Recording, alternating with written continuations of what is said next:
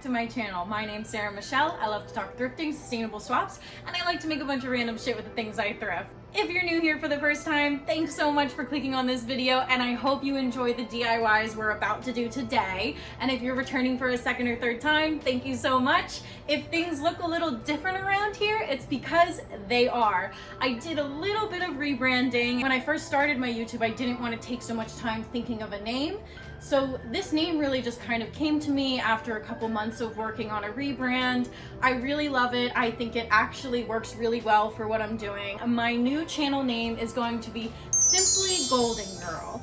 There's a couple of reasons for that. Simply Golden Girl is supposed to be making sustainability simple, and I am simply Sarah Michelle. So what that means is I'm going to give you a transparent look into my life, how I do things, the fact that I'm an imperfect environmentalist, because yes, the world makes it hard. Society does not make being an environmentalist perfect by any means, and I want to be transparent with that. The name also is an homage to one of my favorite shows, The Golden Girls, because I love the idea for some reason that like I'm not golden yet, but I'm going to be a golden girl, and so then it kind of just evolved into Simply Golden Girl.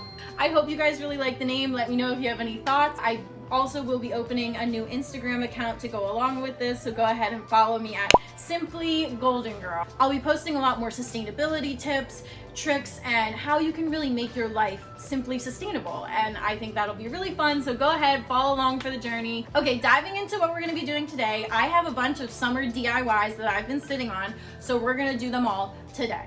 Well, not all of them, but a couple of my really important ones. In my last video, I mentioned that I wanted to do a natural tie-dye, so I have that coming up for this video where I'm gonna be using actually some of my kitchen scraps that I didn't finish throughout the week, and they're kind of wilted, so I'm gonna make that into a natural dye and test that out, and I think that's going to be a series that I'm going to continue, is like trying out different natural dyes. And then here is my other little pile of waiting DIYs that I've been sitting on. So this is that yellow polo that I thrifted a couple of weeks ago. It was on my TikTok, if you saw that. I have a very good DIY in mind for this. I think you guys are gonna like it. It's gonna involve a cutout, like an open back kind of cutout with an elastic band. This is the best print. I've been sitting on this print for so long, so I need to figure this one out today. I'm not entirely sure. We're gonna try her on and see what comes. And then these two are both just a tailor. They both need to be tailored to fit me a little bit better, so that way I will wear that. So let's dive into these summer DIYs. Okay, I have to be truthful here. The natural tie-dye project was a total flop. Stick around until the end to see what went wrong exactly, but in the meantime, let's move on to some projects that were a little more successful. Starting with this yellow polo, I absolutely love the color, and polos are having a moment right now, so I think I have a way to make this a bit more trendy. So I tried the polo on and I marked where I wanted to make the new hemline, and then I'm using a tank top that I like the fit of to take in the sides a bit more so it's not as baggy. And here I am just struggling with my rotary cutter, but I do love this thing. So now that the shirt's cropped, I'm going to take in the sides before I finish that bottom hem. So we're going to flip the shirt inside out to do this. And I'm just marking with pins using the tank top that I have. And now I'm using a straight stitch to just sew along that line I just made with the pins. You'll want to cut off the extra fabric. And then using a zigzag stitch, I'm gonna finish off that inner hem just so there's nothing that frays. So it'll look something like this. Now I wanna make the cutout for the back, which I'm just going to make a U shape. So I used an item that I found and I was using it as my guide. But somewhere along the way, I thought it was a great idea to flip the shirt in half, which might have been better to do it all from the start, but it seemed to work out either way.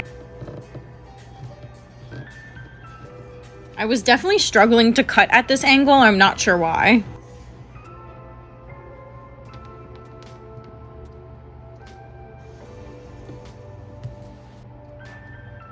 And then we have our open back. Then I pinned and ironed down the new hem that I'm gonna give the back. Once I sewed that down, it was time to move on to the elastic part. I cut a piece of elastic and made a tube using some of the scrap. And here is the final look. I really love how the open back came out, and I think that this could actually be really good on my Depop. What do you guys think? Do we love it? Okay, project number 2 is this mom maxi dress that we want to make into a mini dress. I really like the print, but the shape doesn't do anything for me. I already like the neckline, so there's not much we'll change there. So first, we're just going to give this baby a hem. So I tried it on and marked where I wanted to cut. Then I folded the dress in half, a theme for this video. and cut my new hem. Then I did 2 straight stitches along the new hem. And I got lazy and I didn't feel like pinning along the whole hem. So yes, this is a lot of what happens when you don't use pins and you just freehand it. I definitely don't recommend it, but do any other sewers find themselves doing this? Sometimes it just feels easier in the moment. And once this dress had a hem, she had shape, she had life. I absolutely love how this came out. It is the perfect summer little mini dress, so I'm glad I was able to flip this. Okay, project number 3. I found this top at the bins, and I know I've talked so much about the print, so I really hope I do this one justice.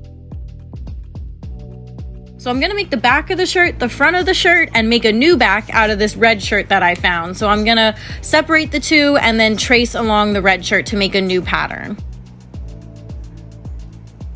And we'll stitch it together and see how it goes. First, we gotta take the label off the back of the shirt.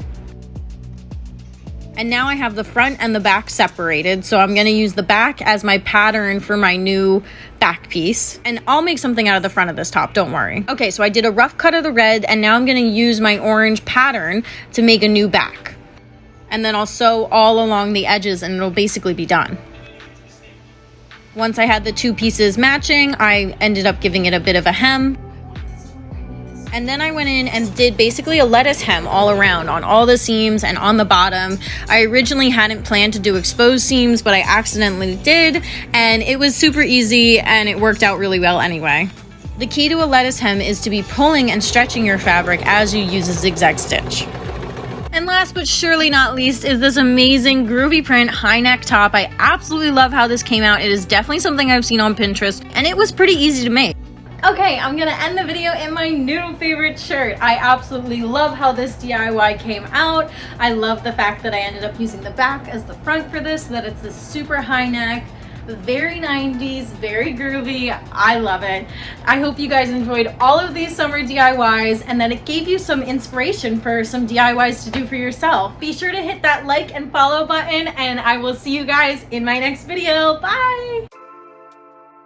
Okay, so I started off this project by putting my shirt in a fixative, which is a mixture of vinegar and water, and I let that boil for about an hour. Then here were the leftover greens that I was planning on using. I just don't think that these were pigmented enough for this project. I broke them up in hopes that releasing the green slimy stuff would help. I think I added about 3 cups of water. Don't think that it worked.